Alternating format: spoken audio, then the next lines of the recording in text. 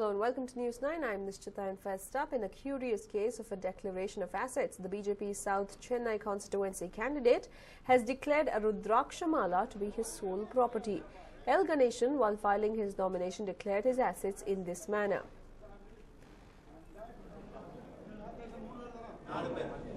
Even as candidates are filing nomination and have to attach the affidavit declaring their assets, here is a surprise that has been thrown in by a BJP candidate from South Chennai constituency. L. Ganeshan has declared that his only property is a Rudrakshamala. My colleague Arun joins us with more details on this. Well, Arun, while on one hand we have candidates like Nandan Nilekani who have declared assets worth 7,700 crore rupees, here we have one man who has a mere one Rudrakshamala as his asset. It seems to be a very hilarious development nonetheless, Nishchita. Clearly, this particular person is a very important party functionary. He belongs to the BJP, considered to be a very staunch RSS man. And his declaration has clearly caught a lot of people off guard. As you rightly pointed out, everyone declares a variety of assets when you file your nomination.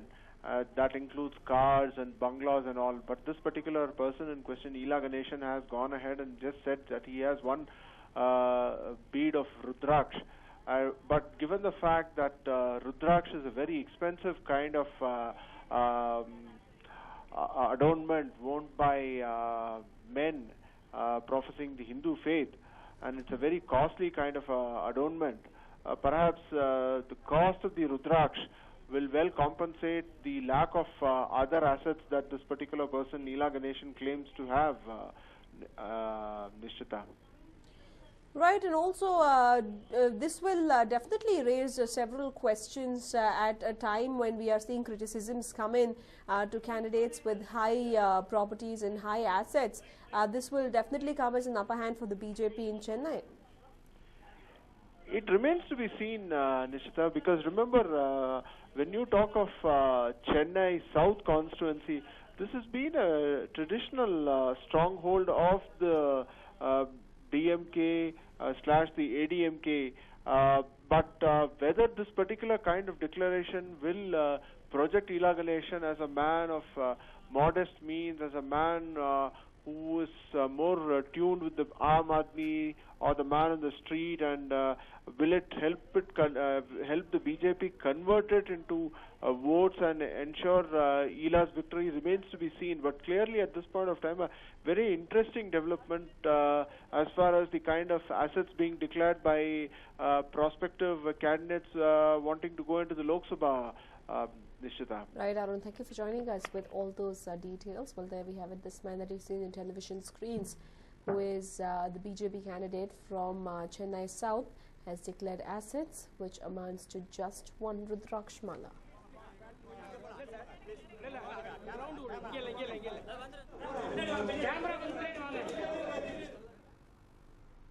Well, there is a rift in the Congress over Ramya's negligence over her campaigning in Srirangapatna.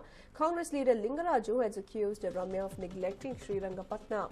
Lingaraju has said that Ramya is acting like she doesn't need Ambarish or Lingaraju when she has the support of Rahul Gandhi to win the elections. The Congress leader also went on to add that the actress has been behaving in a manner in which she thinks she has already won the polls. Lingaraju also went on to accuse that the actress did not visit veteran actor Ambarish when he was unwell, and she did not spend any time or money at Srirangapatna.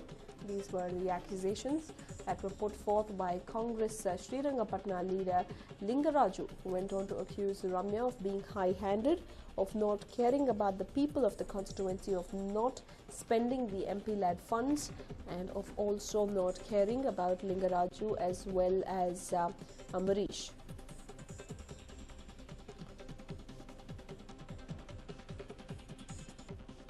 Ramya went on to state, in fact, Lingaraju went on to state that Ramya has been behaving like she does not require the support of Ambarish or Lingaraju ahead of the elections, as she already has the support of Rahul Gandhi.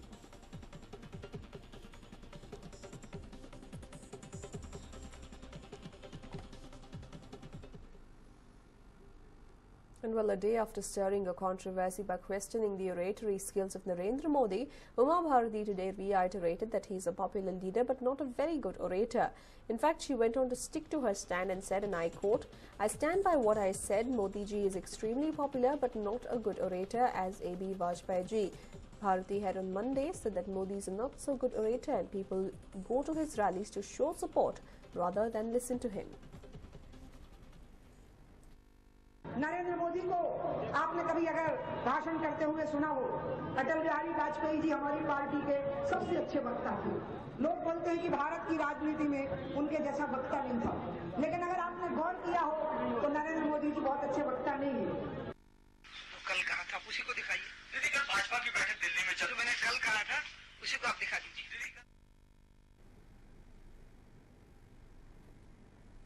Well, this is what Uma Bharati went on to clarify, but she stuck to her stand, saying that she does believe that Narendra Modi is not a very good orator and that people do not go to his rallies to listen to him and they merely go to the rallies to show support.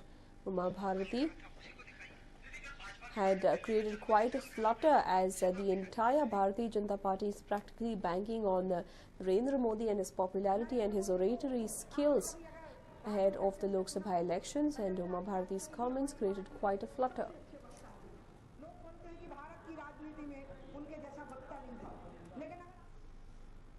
And meanwhile, in the backdrop of Pramod Mutalik controversy haunting the Bharatiya Janata Party in the state, senior Congress leader Shakil Ahmed has taken a Twitter jibe at the BJP.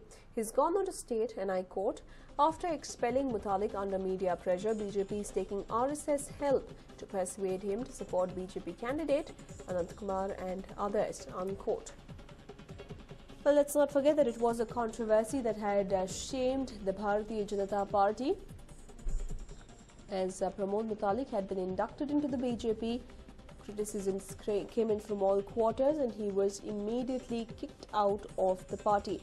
Pramod Mutalik had taken to a press conference and had even shed tears while expressing his pain and regret over the way the BJP had treated him. He had gone on to accuse the BJP of betraying him.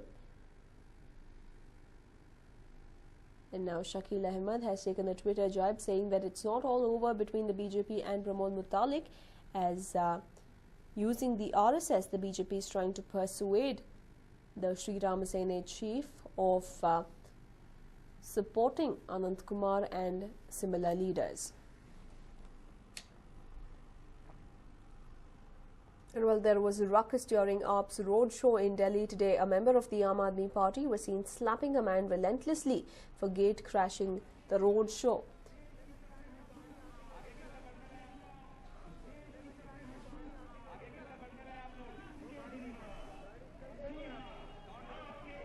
Well, these were the scenes witnessed at a roadshow in New Delhi organized by the Aam Aadmi Party, where an Aam Aadmi Party worker slapped a gate crasher numerous times. That is not known as to what exactly irked the Aam Aadmi Party worker, whether it was any offensive words that was said by him or whether it was high-handedness on part of the Aam Aadmi Party worker is not clear. However, dramatic scenes that were witnessed in the streets of New Delhi.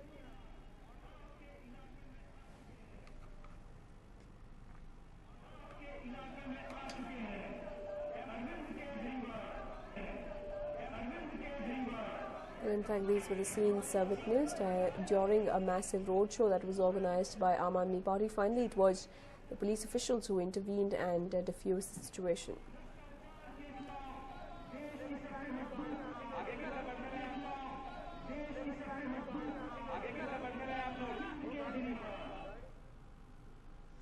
And well, Smriti Irani will take on Rahul Gandhi in Amethi, turning the contest into a high-profile clash with Aam Aadmi Party's Kumar Viswas already in the fray.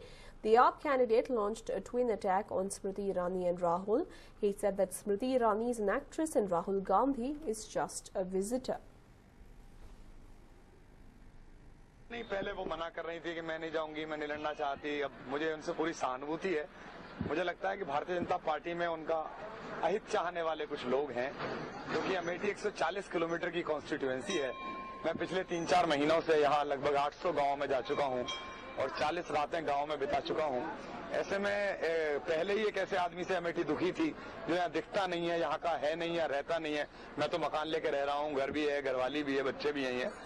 तो Bharatiya Janata party शायद face saving कर रही है, या हो सकता है कि कोई मिली भगत अहमद अंकल के थ्रू हो गई हो कि आप हमको बनारस में बचाइए, हम आपको अमेठी में बचाते हैं। राहुल विरोधी वोटों का ध्रुवीकरण नहीं होने देंगे। लेकिन बेफिक्र रहिएगा, गांव-गांव बात पहुंच चुकी है। अब ईरानी आए या पाकिस्तानी आए या इटालियन आए या अमेरिकन आए, अब अमेठी निर्णय कर चुकी है।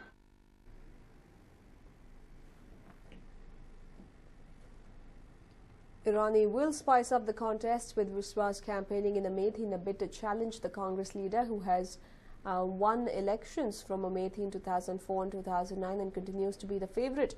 Smriti Irani countered Kumar Vishwas's jibe with a taunt of her own. Smriti Irani has said that it's a two-way fight in Amethi between the Congress and the BJP. According to the BJP candidate, the AAP is not a party of any competition. She said that the competition only exists between the Congress and the BJP and not with the B party of the Congress.